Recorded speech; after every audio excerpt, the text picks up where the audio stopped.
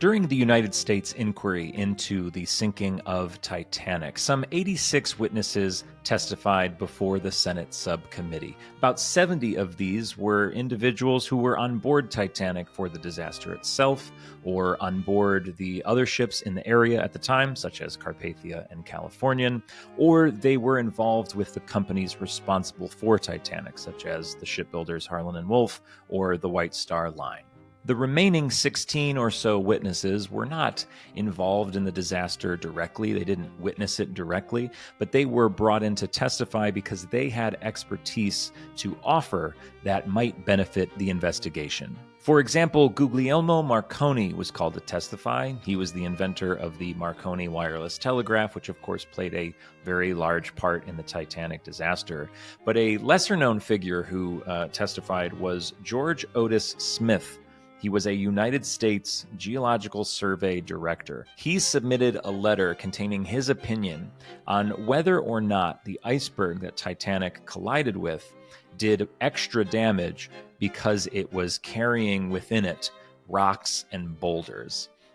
This was apparently something they were looking into. Yes, icebergs do carry rocks and boulders far distances. That's why there are plenty of them on the ocean floor where they really shouldn't be. They're carried down by icebergs. Very interesting.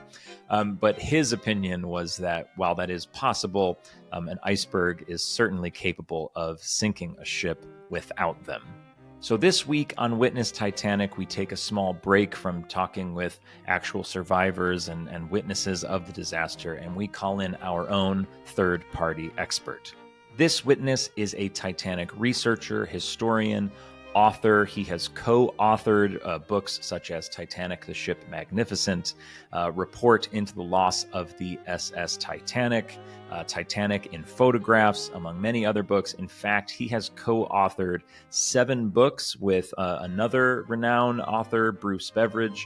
The two of them apparently have co-written more Titanic books than any other author duo.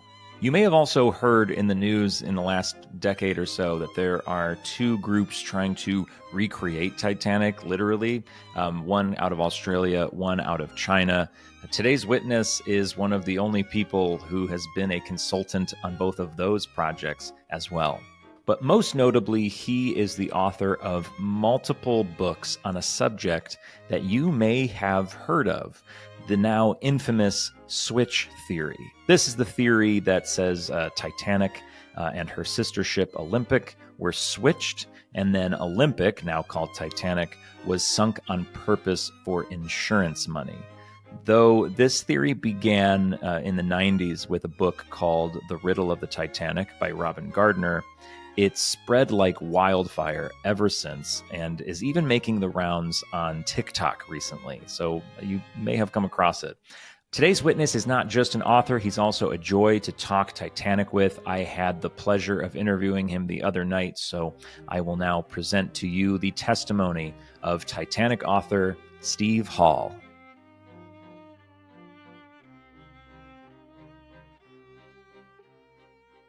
All right, folks, we now have in our podcast, in the inquiry, our guest for our witness for the week.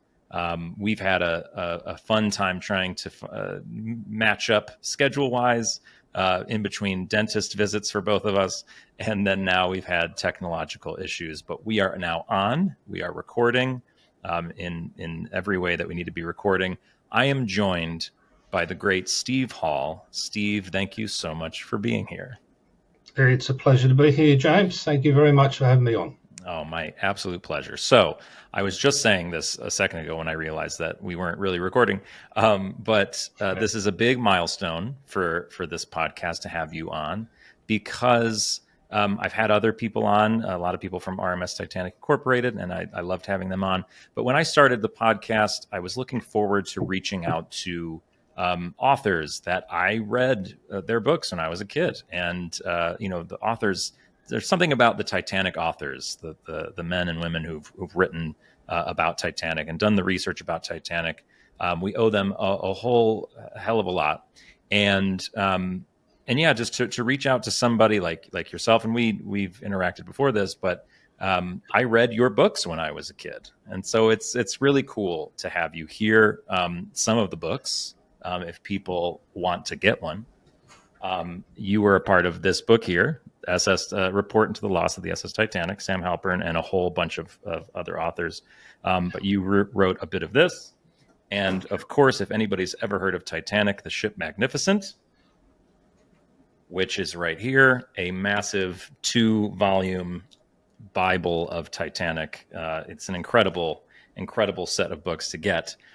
So thank you for being a part of these. And you also did a bunch of other books. And I had one when I was a kid. It's the Switch Theory book with the puzzle, jigsaw puzzle cover. Oh, yes, I had that one. I remember that one with the red cover. Yes, yeah, the red cover. And it's sort of on the bow or something, or sort of Olympics falling off, and there's Titanic, and right. Yeah. So I had that as a kid. I don't know what happened to that book. I've got 20 copies. You want me to send you one? Yeah, sure. Sounds good. But so you've written a bunch of books. You've been in this Titanic world for a while. Before I interrupted you earlier to tell you that we weren't recording, you've been doing this a long time. And maybe where did this all begin for you? When did this whole Titanic thing start? Well, when you listen to interviews of other Titanic authors, and when people talk and say, well, how did you get into it? And the usual thing is that I saw A Night to Remember, or they associate their interest being generated by a Titanic movie or a specific book. I don't necessarily remember, because when I was young, I'm sure Mum and Dad had watched A Night to Remember, the black and white version. Right. I'm sure I seen it, and I'm sure I saw the one with Barbara Stanwyck in it. Right. One where that siren's going off all the time, which was, well, I don't know, that was pretty ordinary. But if I have to go all the way back to what got me interested in Titanic, is my sister Leslie, who's 7 years older than me now, and it's her birthday in a couple of days, and she was 71. So she had a book project that she brought home from school, and it was A Night to Remember.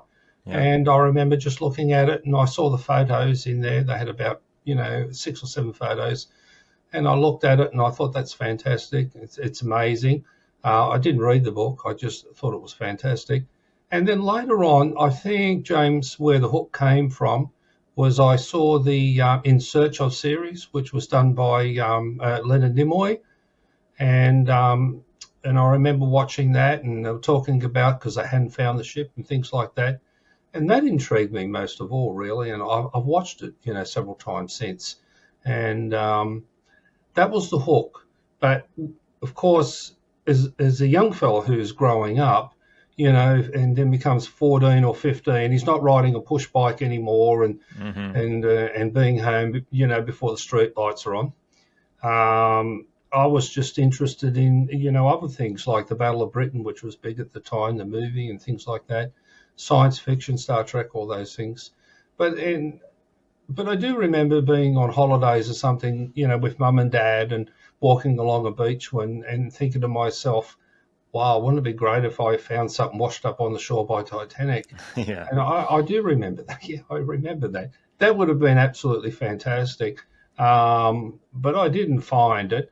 And then the whole thing sort of just fell away a little bit, because at that time, the Queen Elizabeth and Queen Mary, they were still in service. But where it picked up, I think, after we had the In Search of Leonard Nimoy, and there was a couple of Titanic specials. But then I think the hook that got me was SOS Titanic, the movie. Right. And that was about the same time I think they had raised the Titanic, and I think that made me sort of go, all of a sudden this sort of hook comes in, and wow, right. Gotcha. So it took a couple installments of a couple hooks to get you. It's funny. You knew of the book A Night to Remember, but you didn't read it. And then no, it slowly got you. That's very unique. I feel like most people it's like an instant thing. But I like that it kind of grew. It grew for you. Yeah. That's very, very, very fun. And so this led you into a career of, I mean, you write other things. I believe you're an adventure novelist as well. Like Yeah, this right. isn't your only, Titanic isn't your only thing. No, it's not the only thing. When I was a lot younger there, I used to read, adventure novels and I liked Enid Blyton, Famous Five. I don't know, you read Enid Blyton, things I like do that. not. And I liked the simplicity of the story. There was a little adventure there, and I remember Mum and Dad watching The Saint with Roger Moore and all those other programs where there was always a hook, like The Champions with Alexander Bastedo and I can't remember who they were. And it always drew me in, and I always liked watching there was a cartoon show at the time. I can't remember what it was. Johnny Quest. Oh, I know that Yeah, name. Johnny Yeah, yeah, Quest. And then it would draw you in, and there's aliens and things. And then yeah. all of a sudden, we've got these adventure sort of little books that came out, and you've got zombies in Haiti, and then what's happening in Egypt and Bigfoot, and and all of a sudden I was drawn into the mystery of everything, and it was the mystery of the Titanic which got me because I Yeah, hadn't found the ship, yeah, and I thought, how can you not find the ship? I mean, right. this big ship, and it went down. I mean, surely you know where it is, but whether Yeah, they that knew where it was, I don't know really. yeah, and most of the people I would imagine everyone I've talked to no, not everybody, but a lot of the people I've talked to so far, and most people in my circle of Titanic friends, none of us were alive or had memories of the ship not being discovered. Mm. So I don't get to ask this question very often. Do you remember where you were or what it was like to Yeah. hear when they discovered Titanic?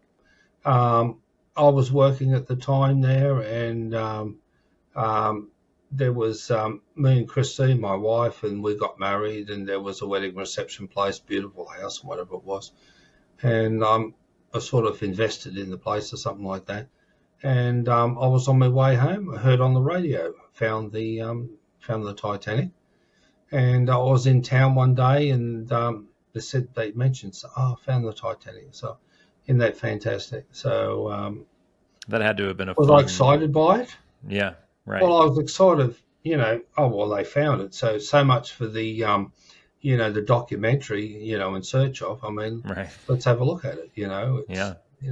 I just wanted to see it. I was hopeful that it was all in one piece, and I was go down and have a look at it. So, and but it was broken in half, and I think Ken Marshall said he was disappointed that it was broken too, and Hmm. he said, "Oh, what a shame! That's my ship."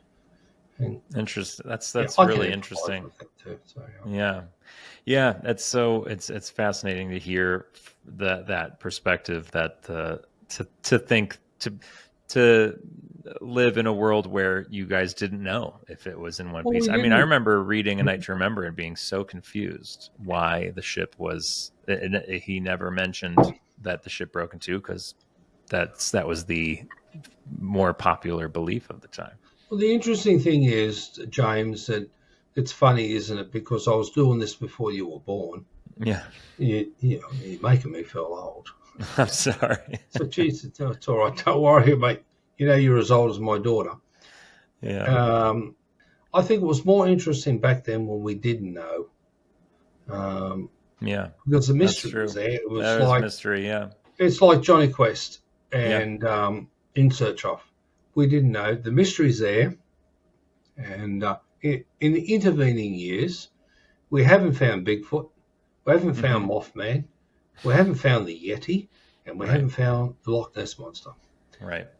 And but we found the Titanic. So I do remember it, and at the time I was working on the railway, and then I used to because I used to work on the trains, and I used to talk to the other guy on the train, because at that time I was working as a train guard, and then later Hmm. on as a train driver. And we used to talk because I mean, you had 8 hours or something, or 4 hours together. You'd sit Right. there and talk, or talk nonsense. Right. And I remember thinking to myself, like with Titanic, if there's, if I had a time machine, will I go back and have a look at this and trying to work out how it goes? And, the guys are saying, Steve, I mean, geez, are you interested in it? I said, no. I said, I'm interested in Doctor Who and I'm interested in time travel. And I said that I'd sort of I said to many of the guys at the time, I said, I said, if there's time travelers around, there's got to be historians in the future who have access to the time machine. Sure. And they're going to go back and they're going to have a look at certain things. Now, if you've got a time machine, you're a historian. So there's you and I, James, we've got this time machine. I don't know where we found it. Maybe stole it. I said, like Doctor Who. Sure. The first thing you're going to do is say, well, hang on a sec.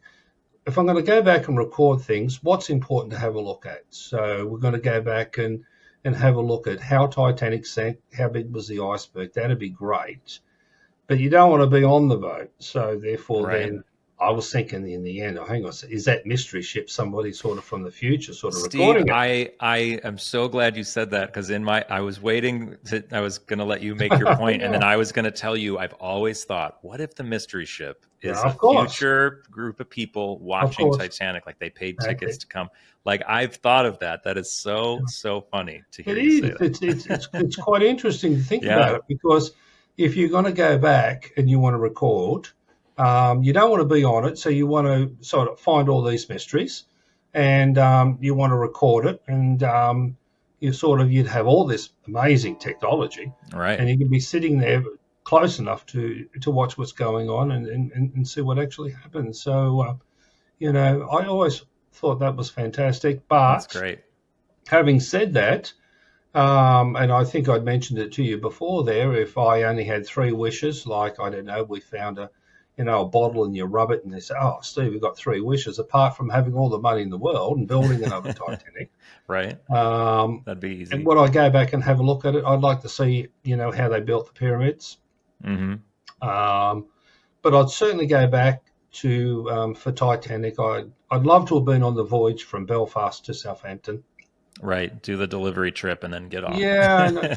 Save yourself. And you could, of course, you're going back for all the kit. You've got all the digital photos and things like that. And, you think, I don't know, James, I mean, if you're on there and you're sort of all excited, you bought your ticket, what are you going to go and take a photo of, Because, of course, we're going to run up and see whether that clock's on the grandstand case. Yeah.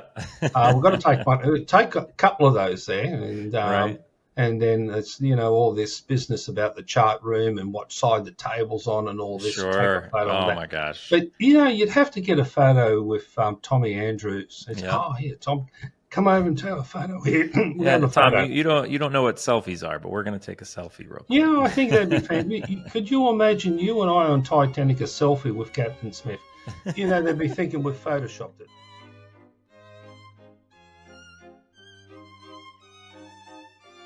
So I always ask members of my witnesses of my podcast why they would be invited to take part in a modern inquiry if one happened today. And I think we both agreed already that your expertise, the thing that you've spent probably the most time doing, is this writing and researching about this switch theory. And most of the people who are listening to this podcast know what the switch theory is. Yeah. But in case someone at home just has no idea what we're talking about, could you give us a quick summary of what you've sort of focused your research on? Well, in general, with the switch theory, the Titanic sister ship, the Olympic, was involved with a collision with the cruiser HMS Hawke, I think in September, somewhere around there. And the general idea that the damage done to the Olympic was critical. It was beyond economical repair, and they patched it up and they sent it back to Belfast. And Hull and Wolff said, hey, we can't fix this. And then the great idea is say, well, hang on a sec, there's another one parked over there we're still building. Right. How about let's just switch them over and then we can, take the other one out and sink it. That doesn't hold up water too much. I mean, why not just, if you really wanted to get rid of the Olympic, I mean, on its way back to Belfast, you could have just set fire to it and burnt it to the ground if you wanted to get rid of it. Right.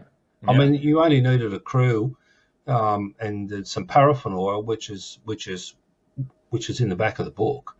I mean, you could have burnt the thing out, and it was a Hulk, and they would have got their money back. But Exactly. it's always Yeah. just interesting how far you can take any type of switch theory, but I mean, it always comes up. I mean, how to keep 10,000 Irishmen, full of Irish whiskey? How are you going From to tell talking. them? Yeah, exactly. Anything, so Yeah. because I always say to people, and they criticise it. I said, now, if that author wrote that book 15 years before Titanic had been found, you'd be hard pressed to prove he wasn't wrong. That's very true. It That's a is good point. because, how many photos were around? Let's say, I don't know, when did he write the book? 1995. So if you went back, say, 20 years, now based on the fact that the information that was in that book, I think it was Riddle of the Titanic, I think it was. A lot of the book a lot of the material in the book was just based on archive photos and things like that. So, Right. if that book had been written 20 years earlier, how are you going to prove that Titanic and Olympic weren't switched? Simply the fact because you didn't have access to the photos from Hull and Wolff. My introduction to the switch theory, I read that book and I read through it. And this was when I was, I don't know, 12 or 11 or something. So I was like really deep into my love of Titanic. I was reading everything I could find. And I read that book and I was so impressed. I didn't believe it. I knew I had done enough reading prior to know that it wasn't legitimate enough. But I was surprised at how convincing it was. I was very impressed by all the facts and figures lining up just right. But that's kind of the way all conspiracy theories work. You can piece together some sort of evidence no matter what you want to prove. Yeah, of course. Right. So you can cobble together anything you want, and all of a sudden, you think to yourself, to make it more convincing, I'll start making stuff up. Right. You're not going to go anywhere doing that. The simple fact is that, the ships were quite different. But that led us on because that's how I met Bruce Beveridge on one of these news groups. And I just used to wind him up. He said, they switch the ships. He used to get really excited, Yeah. And he's a really excitable chap, Yeah. But during the course of that time, that's when I come into contact with people like George Behe, who was on there at the time. I like George. I've got a couple of his books behind me. Yeah, a couple. Oh, God, how many's he got now? About 30. And Daniel Owen Butler. Mm-hmm. And I like Dan. And all these other people, and they've all faded away, and they've all passed on or whatever. And they're coming. Mm-hmm. So Bruce said to me, hey, Steve, he said, why don't we write a book? So I said, yeah, it sounds great. I'll write a book on the switch theory. And I said, listen, because at the time he was a police officer, so he's retired now.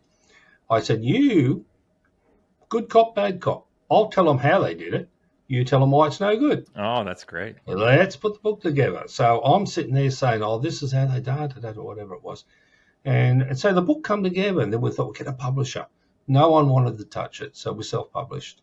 And I don't know how many copies of the book sold. It's the Olympic Titanic. I don't know. It's Truth Behind the Conspiracy. Yeah. And we made a couple of dollars out of it, and I never wanted any money, from books because you don't make any money from it. And then it was after we'd done that, Bruce said, we need we need a book, It's sort of, I said, what type of book? I said, you spend the money for the book. He said, Titanic rivet counter. A rivet counter? I said, what are you talking about? So anyway, the rivet counter book turned into Titanic Ship Magnificent.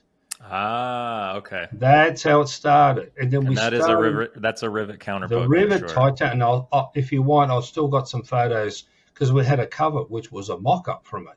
And I can't remember who the publisher was, and the publisher obviously came on board and said, let's do this, whatever it was. And then we got Scott Andrews in. So anyone who knows Titanic knows Scott Andrews. Mm-hmm. And then we had Daniel Clistorna. Right. And if you want to know somebody who knows the interiors on the interiors of Titanic, it's Daniel Clistorna. Right. The publisher turned around and said, hey, listen, guys, this rivet counter book, it's already up to 600 pages. We can't make a book 600 Yeah, pages. The it's spine will huge. fall apart. Yeah. And at that time, I said to Bruce, I said, we'll make it 2 volumes. Yeah. He said, oh, 2 volumes. I said, that's right, twice as much money for us. Yeah. They buy one, they buy the other one. Yeah. And Yeah, I you gotta said, have if we both. keep going, I said, might as well make 4 out of it. And so we go, oh, let's make this money, see? So anyway, it ended up with the History Press, and we did that, and then it ended up 12 or 1400 pages or something like that, and sort of on the cover or something, and Bruce's name's on the book, and then Scott Andrews and Steve Hall, Daniel Costorna, and edited by Art Borswiga. Mm. Now, I'm never comfortable with this business of putting on there edited by. I mean, if this guy's editing and adding something to it, he's out writing the damn thing. Yeah, His name needs to be on the book. So after the first issue, it's Art became one of the authors of the book. Mm-hmm. But we never changed, the author list is a Bruce at the top. Now I chipped Bruce. I said, now listen, Bruce. I said, your name's there. Look how big it is. It's bigger than the name of the title on the book. So you want to knock it down a bit, son. Yeah. I said, that's all right. I mean, you've done X amount of it. Your name can't be bigger than the title of the book. I said, oh, Jesus, come on, let's let that go, son. Yeah, anyway, this isn't we so got it down. No, now I'm looking there. That's I not so designed bad. that cover, Yeah. Now have a look at the names on there, James. How big are the names? Who's the biggest name on the book? Bruce is a couple fonts bigger. Of course. Than everybody else's. And I had to argue day and night about getting that with the publisher. I said, Jesus, how big do we? So how big do we want this? So anyway, we got it all sorted out. Now that's the 3rd or 4th edition, isn't it? So yeah, it should be, so. I done the covers for those books, They're incredible books. I remember getting it for the first time, and I don't think I left my house for a couple of days just reading the first one. Yeah, just after we'd done the Switch book, and then we went on to Ship Magnificent, which, as you know, became the 2 volumes. Right. And I thought, well, at that time, I'm done with Titanic. Look, I've had enough. I've had enough of news groups and winding people up, because I love winding people up. Yeah. Because you feel I'm getting sucked in. And and all of a sudden we had the the 2012 100-year centenary. Right. And they just came back to me and Bruce and said, hey, you got anything? I said, well, recycle the Switch book. Mm-hmm. And you got anything else? I said, well, I always like Titanic photographs. How about Titanic and photographs? Right. And I thought to myself, I love photos. And I thought, okay then, all right then. So they sign me up. Let's do a book, Titanic and photographs. Hang on a sec. You're opening up me copyright all over the place. How am I going to get all these bloody photos and do all these things, whatever it was? And they wanted the Titanic app, and they wanted to repackage the Switch book, and Sam Halpern, which is the book you showed me there before, right, the cover. Over here. Sam sends me an email. He said, hey, Steve, he said, I was sort of thinking about doing a rewrite of the inquests or inquiries or something. He said, you want a piece of it? I said, what, do I get my name on another book? I said, yeah, I'll have a piece of that. It better not be smaller than all the other names, but yeah. And so, well, I was hungry at the time. It's like anything, you get hungry. Yeah. And you want your name on things and want to be in documentaries and things. Mm-hmm. And all of a sudden, there was so much on. We got it all together, and then all of a sudden, it's all over. It's finished. And it's 2012. And I thought, okay, it would have been around about July, James, 2012. Mm-hmm. And I said to my wife, Christine, I said, now listen, Chris, and my dog, Rusty. You see me reference Rusty, my dog, who's behind me. I said, that's it, I've had enough. So I had enough. And I went upstairs and had my afternoon nap, and I just flicked the radio on. Oh, there's this bloke's going to build another Titanic. Oh, boy. You get pulled right back in. Oh, right. Oh, he's right back in. So go on, have a look at it, and said, "Oh, here's this chap who wants to build another Titanic," and said, "Oh, here it is, here, this is great," whatever it was.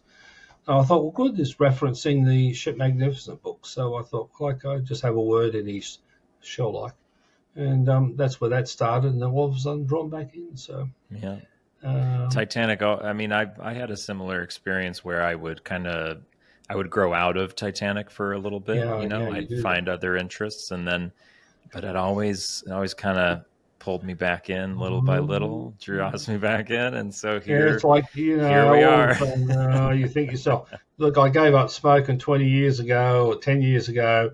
Here's this bloke, he's smoking over there, and he says, "Hey, Steve, you want to smoke?" And you think, Yeah. "Oh, one won't hurt." Yeah. And then next week you went out and bought a pack. All of a sudden Yeah. you're hooked in. Right. And, and it's like, you sort of like have a whiskey or a drink or some alcohol, tequila, or whatever it was, and you think to yourself, "Oh, this is no good," sort of I'll kill my kidneys or liver or whatever it was. Shouldn't do all that. And all of a sudden you think to yourself, "Oh, bugger this. I'm going to have a smoke, and I'm going to have a nice whiskey, and I'm getting old, and I don't care." Yeah. And, but I've gone full circle, James, with Titanic, and all of a sudden you just get drawn back, and Right. you get pulled into it. But what this brings us back to is, where's Titanic today? Mm-hmm. Where are you? Because you're in the middle of it now, which Right. is a good thing. I Yeah. like that. Yeah, you're in the middle of it, and you've got expeditions going on out there, Right. and all those things. So, it's not in search of anymore. Leonard Nimoy, we found the boat. We know what's happened with it. Let's go Right. down, and it broke in half. And now all of a sudden the railing's falling off from the side, and you've got Right. this. And I think in one of the things you said that they found that statue thing again, Right. which is fantastic. Tracked it down. As a new generation, I mean, what do you want from Titanic?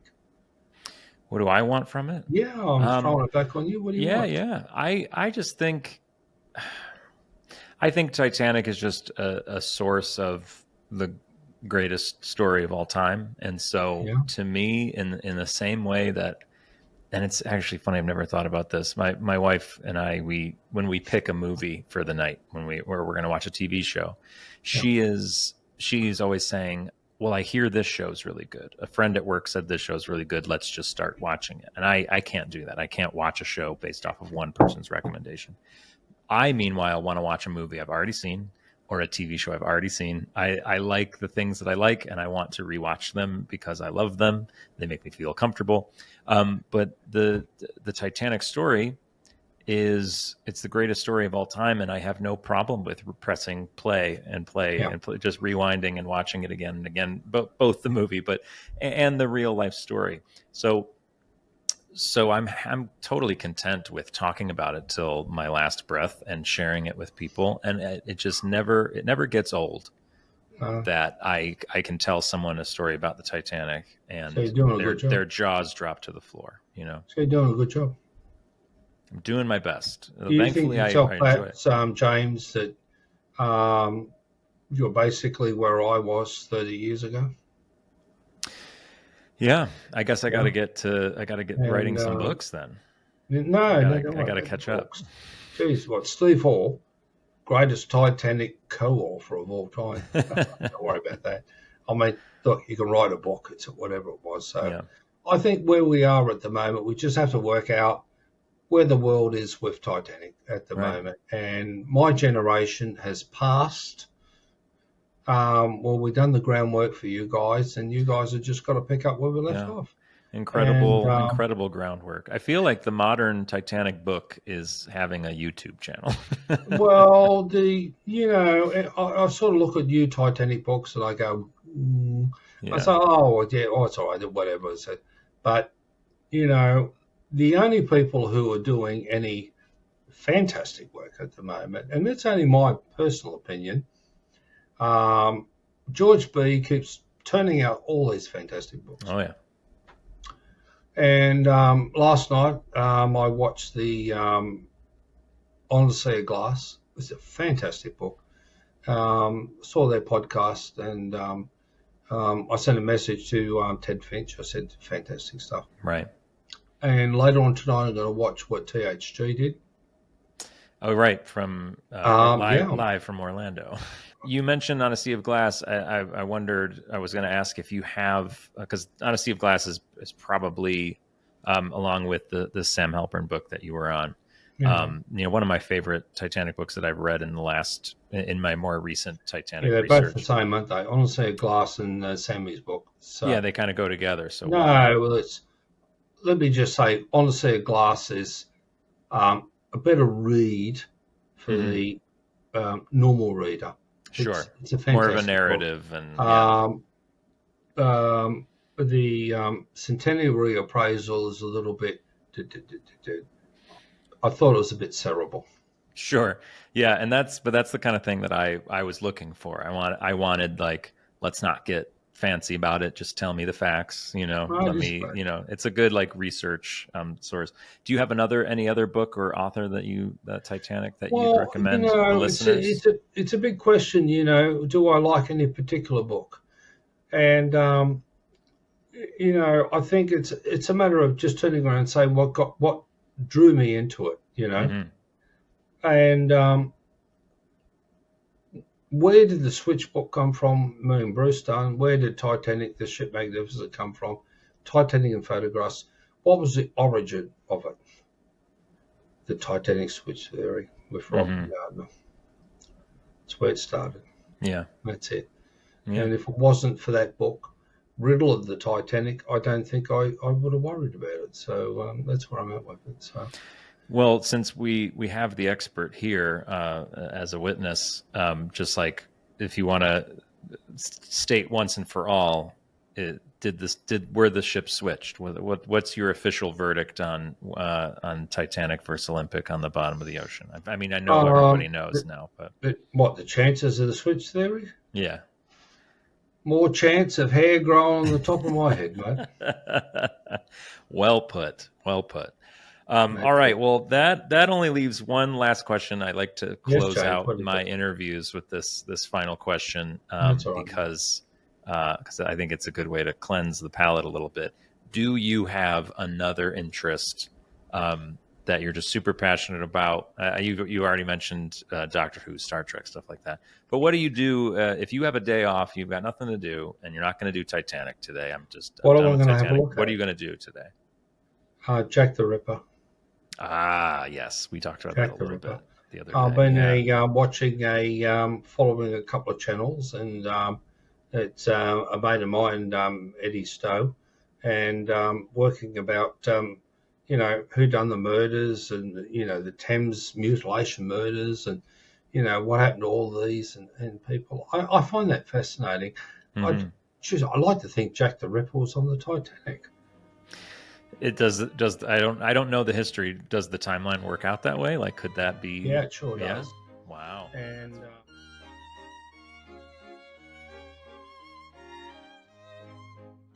look, it's been a great talk, and I hope people have been interested in what I was talking about. I'm sure they did. I know I did, and that's what's most important to me, is that I have a good time. I'm sure everybody else will be very interested, and everybody should pick up copies of the books that you've written and the books that you've recommended. You can find Steve's website. In fact, I have it over here, stevehall.nl. Oh, and I should mention, I mentioned this to you last time we talked. There's one other thing, and we'll close on this. We'll go back to the beginning. This will be our last thing. You are responsible for one other thing. Like, I'm looking at your website, and as I said, people should pick up Titanic, a Ship Magnificent, Report into the Loss of the SS Titanic, Titanic, which ship sank, Titanic in photographs, Olympic and Titanic, the truth behind this. There's so many of these. So you've written a lot, and that's amazing. But one thing you did that was very important to me is Titanic Research and Modeling Association. That's going back a long time in it. Yeah. So, that was like a forum, a website. It was a forum for people to go and discuss Titanic. And I was, when I was at the very beginning of my Titanic education. If you can hear the siren going by, ignore that. And I built models as a kid, and my dad was my dad's a big model railroader, because he worked on the railroad. I wanted to tell you that because you did.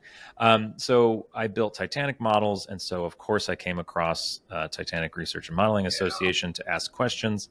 And so some of the first Titanic interactions I had as a kid was on that forum, talking to people like yourself, and if anybody listening or watching was on there back in like 2005 to 2009 or whatever years they were that I was on there. 1996. Yeah. Well, I was on there from about 2005. I mean, it was around for a while, and people answered my questions and helped me build my models. And it was a really great place. My first Titanic community was there. So it's pretty special. Yeah. That looks a long time ago. And a mate of mine, and I'm sure he's over in Perth, Dave Cotgreave, and haven't seen Dave Cotgreave, River Counter or something, whatever it was. I can't remember. I need to catch up with him. So, look, it's so long ago, 1996, 97. So it's, I don't know, 30 years ago. If we had that time machine, James. Yeah.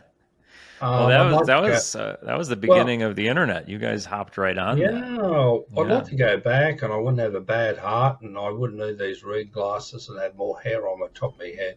Yeah. But they were great days, and George B. and Dan Butler and all of those things. I'd give anything to go back, but we can't do it anyway. So not until we build our time machine. And you want to build another one? Adventures. Let me ask James. Let me ask you, want another Titanic?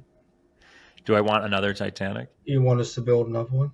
Oh yeah. If it was, as you said, exactly the same, so it can't, it's not an actual operating ship. If it was a true one-to-one, everything as close as we can make it, I would pay a lot of money to see that. If someone wants to rebuild another Titanic, I'll give them a quote. Anyway, James, look, it's getting a bit late. Yes, and, it is. My tooth's a little bit sore, sinus. I need a sinus tablet or something like that. So. Sounds good. Well, Steve, thank you so much for being here. My pleasure to be here. My viewers, my listeners are very grateful for you to be here. And we'll do this again sometime. I really enjoyed it. I hope everyone enjoyed it. And great time. And anytime, James, let me know. All right?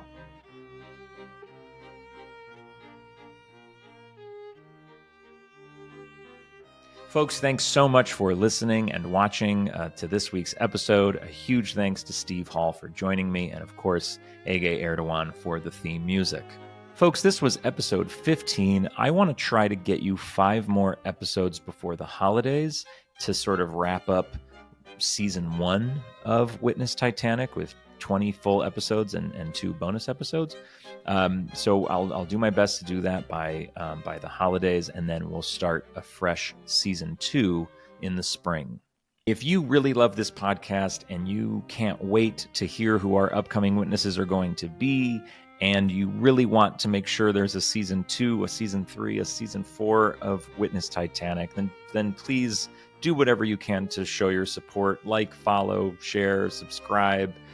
Leave a review on Apple Podcast, post about the podcast, tell your friends, tell your family, whatever you can do. It goes a long way, and I am eternally grateful for all of the support.